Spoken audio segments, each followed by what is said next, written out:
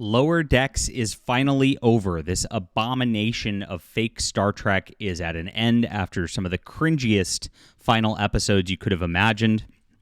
But of course, they want it back already. None of us are done. Oh no. So I watched this season finale, so you don't have to. I'm going to get into what's been going on with Star Trek. It's a complete train wreck. They still are just in this like Alex Kurtzman circle jerk of destroying the brand through woke politics. It's really, really silly, and this is, unfortunately, the absolute state of Star Trek these days. At least there's no more of this for now. We'll get into this in just a moment. Please smash that like and subscribe button as we talk about all things science fiction here.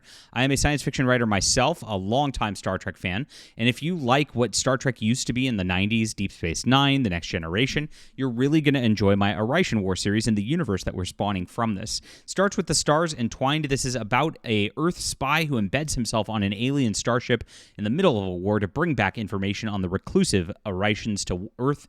They are mysterious, they are deadly, and he runs into some very interesting problems as this goes along. This is a 3-book trilogy, and it is complete, and it really builds up as you get into the whole trilogy. So grab the whole trilogy today. It's available on ebook, print, and audio for you if you have Audible credits. Makes it real easy for you.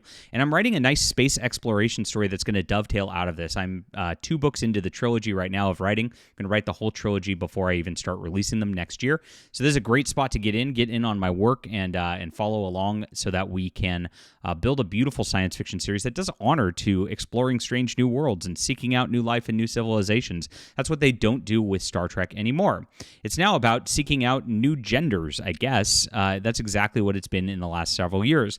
We've seen Discovery become a complete identity politics train wreck. It just became lectures, gays making out, blacks being better than everybody else, total Mary Sue nonsense. And then, of course, it went over to the fact that the Trill ended up being some trans allegory thing where one of them even lectured on pronouns about being a they, them. It was so just out of control, and the ratings suffered as a result.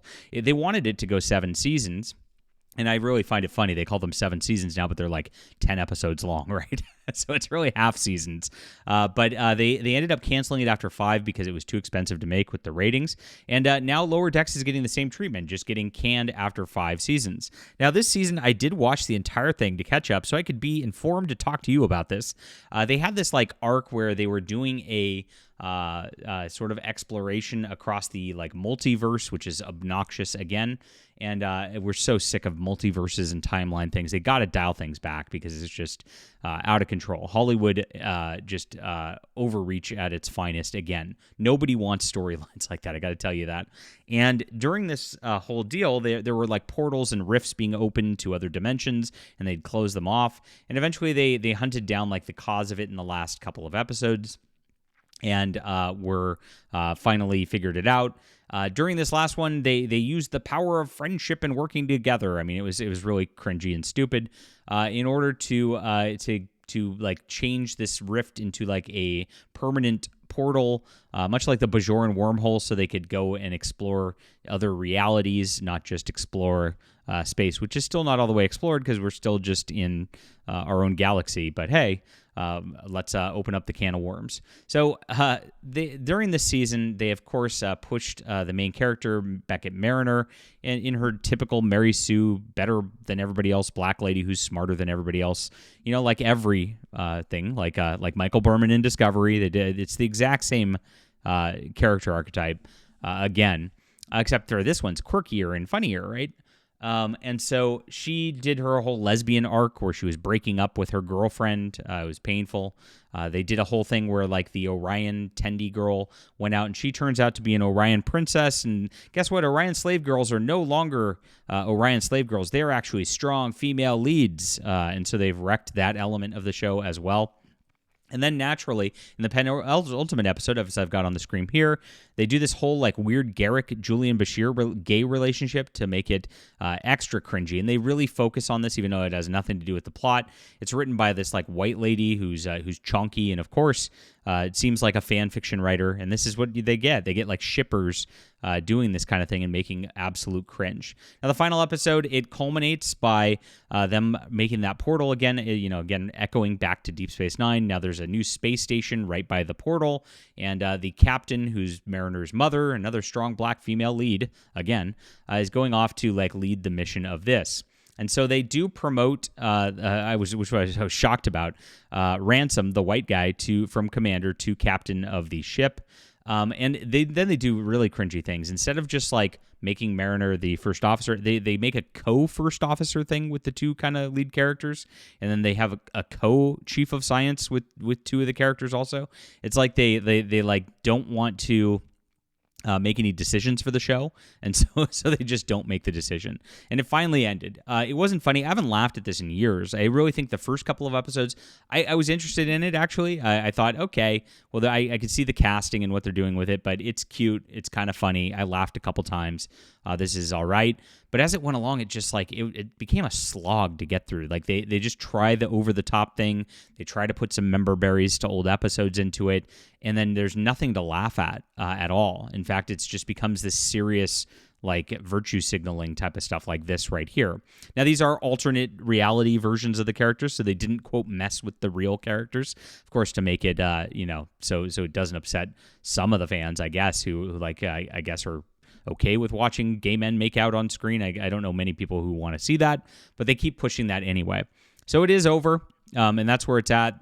My review of the show is it stunk, and it definitely just waned, and like the jokes were not funny after the first couple of episodes. Is something that they should have done as a one-off or something like that, rather than trying to squeeze 5 seasons out of it. Absolutely crazy. But none of them are done, guys. And so Lower Decks is over at this point. It is done. And then, of course, Variety saying it's proven itself as a worthy addition to the vast Star Trek galaxy. The freaking shilling in the media. It was very, very hard to watch. It really was. And the crossover episode was ridiculous. Of course, the series finales takes a multiversal conceit and literally explodes it with a massive fissure threatening to destroy the show's main universe. So it's like every other Marvel movie at this point with this multiverse crap at this juncture. And this is why it's just like very tired, and it's just not that fun. It's perfect harmony to make them share this position, she says, about the silly decision to have a co-first officership. We're a true duo, giving us a shared role at the end, the one that Boimler has been dreaming of forever, and the one that Mariner has resisted for so long feels like a pretty poignant move. I just feel like they didn't want to make a decision and like upset some of the fans because they can't decide things. How does it feel to record it? Here they go. Is this really ending? Because we kept re-recording it. Mike kept rewriting it, especially the ending scene in the bar. I remember the first time I recorded the episode way back, 13 months ago or whatever, the scene in the bar did not exist. I remember saying in the session, if this is the end, we're not ending with a big send-out. Felt like the end of a season, like there was a little more. Well, maybe it's not. Maybe we're not going to really end it this way. And then the rewrites started coming and seemed like everyone was grappling with the reality of it more. Then Mike wrote that lovely speech for Mariner at the end, and I was like, okay, this feels like a pause to the story, like the end of a chapter. It could go on. Uh-oh. But I was glad that he gave us a little button in case this was the last we see of them. So she's hoping for a fan campaign, obviously, to try to get this back, to keep it going, and keep this going even further. And that's obviously what she's trying to spur on without actually calling for it at this point, which is not going to happen. But so far, they are trying to push something else. She is writing a live-action comedy, hoping to dovetail out of this. And again, this would be just another thing that nobody wanted, nobody asked for, and it's really, really bad. The concept of it, from what she said, is that it's like set on like a Risa-like planet, where it's about the staff there, and she wants to do it like it's The Office. Doing this to Star Trek would just be another travesty. They've gone so far to just get away from what Star Trek's really about: human exceptionalism, space exploration, really cool science fiction concepts, just delving into identity politics, delving into making the show a joke, and doing that would just really solidify the death of the series on a level I couldn't even imagine. But hey, they're doing the stupid Sections 31 series, so it seems like they want to kill it anyway. Now, they have not greenlit this as of this date. I'm watching for it to see if they do it, because Tawny Newsome has a lot of studio clout. She's writing for Starfleet Academy, and so she's working working on the mainline show that's going to dovetail out of Discovery now, so you never know. They could double down on this, but I really hope they don't. All right, what did you think of Lower Decks? Did you enjoy the ending of it? Did you even watch it? Do you even care at this point? Is Star Trek dead to you?